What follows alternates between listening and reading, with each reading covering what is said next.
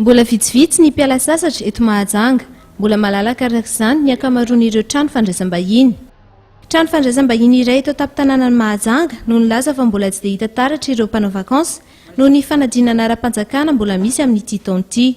Amin'izao aloha ny petaky ny chambre atao aminay mbola malalaka tsara izy amin'izao. Ny mpanao vakansa amin'ny ankapobeny mbola tsisy tonga aloha izy hatreto.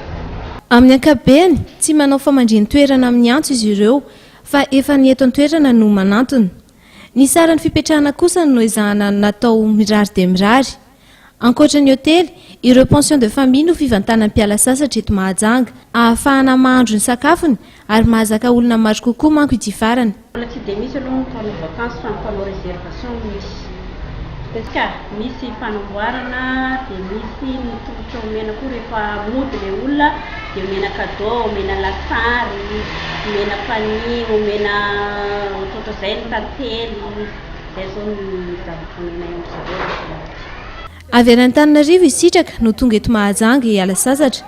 Tsy afaka mivantana amin'ny havana izy ka mitady hotely. Tamin'ity zao izay vao andeha hitady hotely fa d'habitude izay rehefa misy ataona dia tonga dia fantatra foana tonga dia hivantananay, hivantana amin'ny fianakavianay zao izay micontacter zareo mialoha fa amin'ity ihany izay vao hipetraka amin'ny hotely vao hitady hotely. Fanatsarana ny tolotra ho an'ny mpanjifa, fanatsarana ny trano fandraisam-bahiny ary ny saram-pitoerana no entin'izy ireo manintona ireo mpiala sasatra ao aminy.